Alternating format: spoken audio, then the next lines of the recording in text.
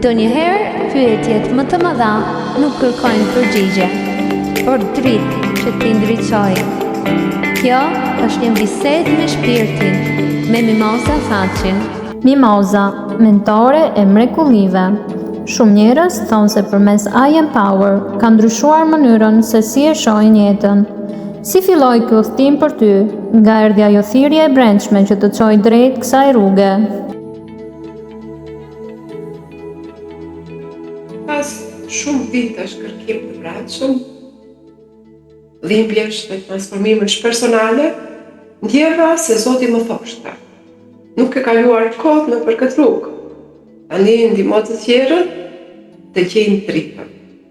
Kështu filloi me një grup të vogël njerëzish që kërkonin kuptim, dhe sot është bërë një lëvizje që prek zemra në mbar botën.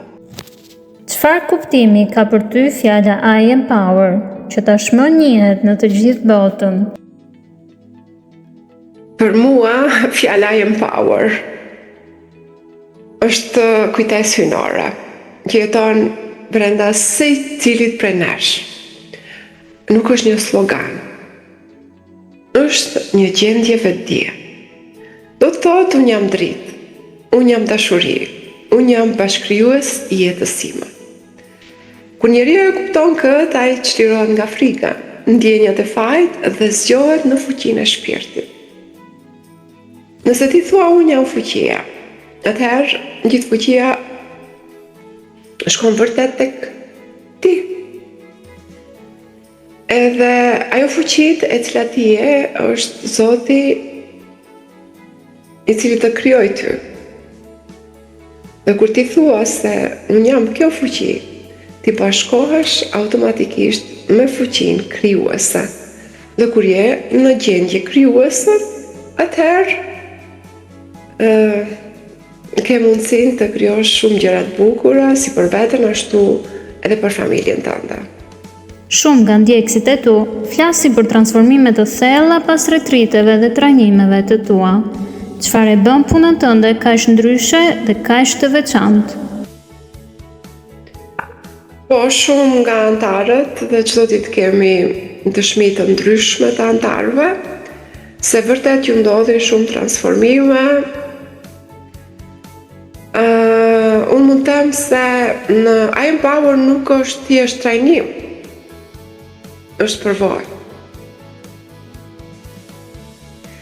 Ne nuk flasim vetëm për dritë. Ne përjetojmë atë. Unë i udhëheq njerëzit drejt një kontakti të drejt për drejt me Zotin brenda tyre, përmes lutjes, meditimit dhe reflektimit të vetëdijshëm. Kur kjo ndodh, çdo shërim është i mundur.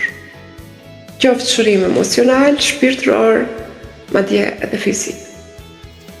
Si e ruan ti paqen tënde kur ke kaq shumë përgjegjësi dhe njerëz që të kërkojnë ndihmë? Po, kjo pyetje është shumë e madhe, sepse vërtet përgjegjësia ime është shumë e madhe, edhe unë gjatë gjithë kohës jam me çdo kënd, dhe kudo dhe gjithkund. Dhe vazhdimisht kërkoj përgjigjet për pyetjet që më bëhen, për kërkesat të cilat më i shfaqin ata me të cilat jam në kontakt një në një. Ajo që më mbron gjithmonë është sigurisht Zoti, fuqia e pafundme e Tij, të cilit jam falendëruese, jam mirënjohëse, jam e mrekulluar me çdo gjë të bukur që ne veç e kemi. Edhe ti që më shikon, sigurisht që e ke atë të cilën e kërkon. Pra duke u kthyer te Zoti, duke u kthyer çdo ditë tek burimi, nuk mund t'ju jap të tjerëve dritë nëse unë nuk e ushqej dritën time.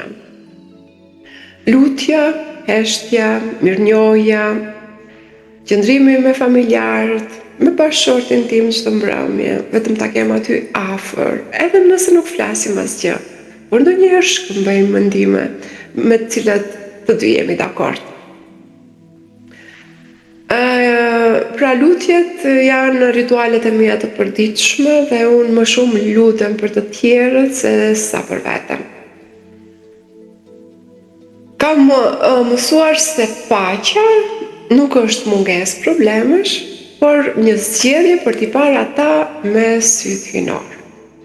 Nëse do ta përmbledhje gjithë jetën tënde me një fjalë, cila do t'ishte ajo fjalë sot? Fjala me cila përmbledh jetën time sot është falënderimi dhe mirënjohja. Mirënjohja për çdo gjë, për dhimbjet që më mësuan, për dritën që më udhëhoqi, për njerëzit që më besuan dhe për çdo shpirt që rizgjohet në çdo ditë përmes punës së. Mirënjohja për mentorin tim të dashur, të mrekullueshëm, mentorin më të mirë në botë, Kevin Trudau, i cili më zgjoi, i cili më udhëhoqi, i cili më frymëzoi, i cili shpëtoi jetën time, jo vetëm një herë, por shumë herë.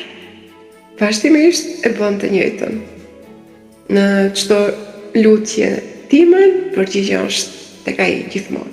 Gjithmonë ai ka përgjigjen e lutjeve të mia. Dhe kjo mirënjohje është ajo pikë për të cilën jetoj. Është ai entuziazmi, ai gëzimi, ajo lumturia e jetës sepse jam.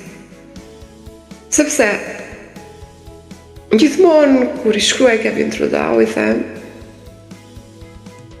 jeta ime, nëse do të shtuke kjo lidhje me ty që të dërgoj Zoti, të shpëtosh jetën time, të shpëtosh familjen time, të shpëtosh biznesin tim, të shpëtosh shumë njerëz që flasin shqip dhe që më kanë dëgjuar mua për vite.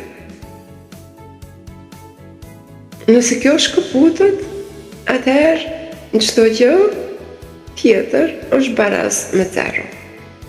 Nuk vlen asgjë. Sado që të arri ose kushdo që të bëhet. Nuk vlen asgjë nëse kjo mirënjohja e shpirtit tim shpërbëhet. Atëherë më nuk do ta njoh veten se kush jam. Mund të jem gjithçka, por nuk do të jem ai njeri me emrin njeri që gjithmonë kam dashur të jem. Dhe gjithmonë kam kërkuar të jem. Sepse jeta nuk është e lehtë, ka shumë sfida, ka shumë joshje, ka shumë të ndime, dhe në qoftë se ti del nga shina e të qenit njeri, atëherë pa marrë parasysh çfarë arrin, është e barabartë dhe me një zero të madhe me asgjë. Ose me një ferë të krijuar në tokë.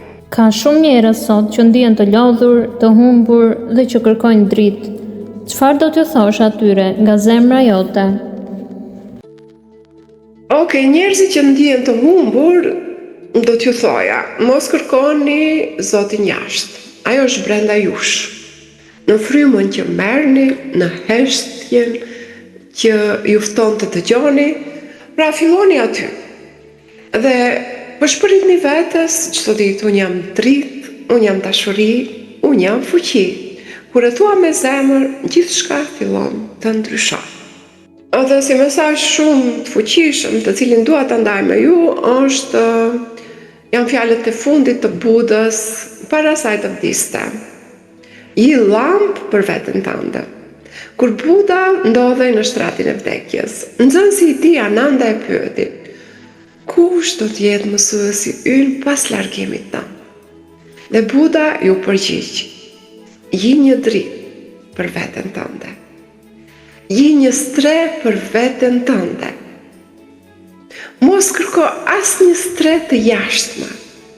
Mbaj të vërtetën si llambën tënde. Mbaj të vërtetën si strehën tënde. Mos kërko stre të askush përveç vetes. Dhe ata Ananda, qofshin tani apo pas vdekjes sime, që janë dritë për veten, që nuk kërkojnë strehe jashtë vetes, por e mbajnë të vërtetën si dritë dhe si mbrojtje.